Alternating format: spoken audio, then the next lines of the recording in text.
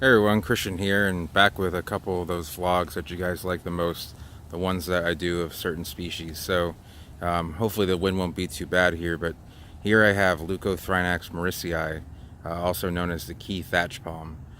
So this palm used to be part of the Thrinax genus and was taken back out about 8 or 9 years ago, and it's a monotypic genus. There's only one Leucothrinax, and so this palm is native to the middle and southern keys of Florida, so basically from like Marathon south, and it has a lot of characteristics of other Thrinax, such as this kind of folded middle area, and this back area on some Cocothrinax is flapped up near the hastula, which is right there.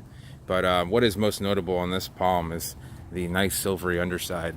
How it didn't get an Argentata species name is beyond me, but you can see that silver right there, contrasting with the green that's right there. So these palms are relatively slow growing.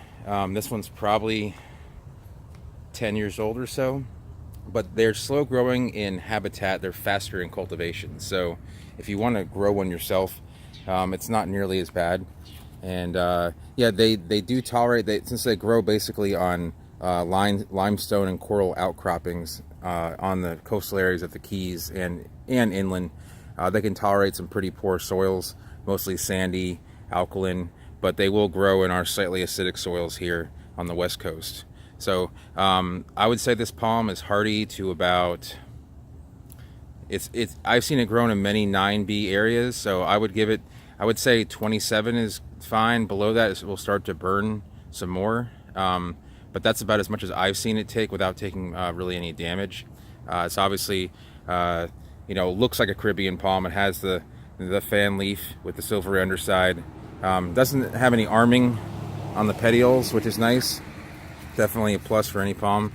But it has that little tropical fan look that really is quite beautiful. So you can see it has new space coming out right now that's going to flower. And the seed is quite small. It's about the same size as Thrinax radiata. It's about, 2 millimeters in width and spherical. And it is a remote germinator like Thrinax and Cocothrinax.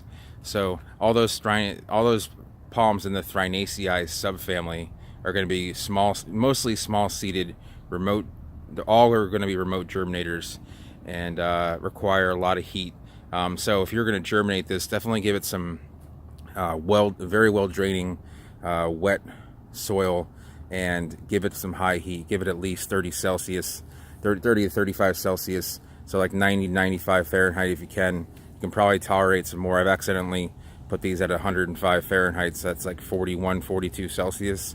So don't be afraid to crank the heat up on these guys. They don't get a whole lot. They can get, up to 10 feet in height of trunk. Plus the crown, so closer to 15 feet. It's kind of rare. This is a pretty average size for an adult plant. It has some woody trunk, and then you can see here all Thrinax. One way to determine the difference between Thrinax and Leucothrinax from Hemithrinax and Cocothrinax is the base of the petiole, which is, here's an old base here. You can see see how it splits at the base. Where if we go to a Cocothrinax, this is a Cocothrinax right here, it does not split right there. So that's the difference you're going to be able to tell. You can see it has fibrous weaving right in the crown here, and also right there. This is more in the crown than this is more just on the base. Where the crown starts, it does not have that weaving as much. So what other good things can I say about this palm? It has a little bit of white tomentum. It is very tolerant of most climates. It will grow in the regular tropics as well as desert, semi-arid areas. I wouldn't grow it straight out in the desert, but it's probably worth a try. So I'm going to have to fight with this garbage can for the sound here for a second. But I actually like this palm better than regular Thrinax because of the color, because of its versatility, and it's a little bit, in my opinion, more cold hardy, even though it grows further south naturally than regular Thrinax. I think that's due to the fact that the lower keys get the least amount of rain of really anywhere in Florida, except for some coastal areas.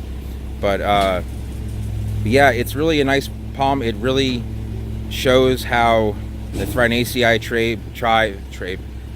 tribe evolves. You have Leucothrinax, a monotypic genus. You have Thrinax, which is about 5 or 6 species that are native to the Caribbean. You have Trithrinax, which is native to South America, and you have Hemithrinax, which is only native to Cuba and sort of its own little world. This is actually Hemithrinax right there, and you can see it has a close leaf. I have done a vlog on those before, so check that out if you want to see those plants. There's a bigger one right there, but these all should do well in Mediterranean climates.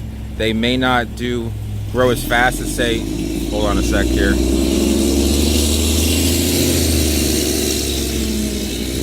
They may not grow as well in may not grow as fast in Mediterranean climates, but because they do like a lot of heat, just like sables do. But essentially, they have the same growth rate and same growth pattern as most Caribbean sables. So that's about it. This whitish underside is really what people love this palm for, and a mature one is really desirable and sought after. It just takes a while to get there. So this is a beautiful example of a Leucothrinax morrisii. So anyway, that's going to be the end of the vlog. I hope you enjoyed it. I hope it was informational to you. If you enjoyed it, go ahead and give it a thumbs up. If you're new to the channel, go ahead and subscribe, and you'll see many more vlogs like this. And if you have any questions about Leucothrinax or its cousins, go ahead and leave them down below, and I will get to them as soon as I can. Thanks everyone for watching. See you later.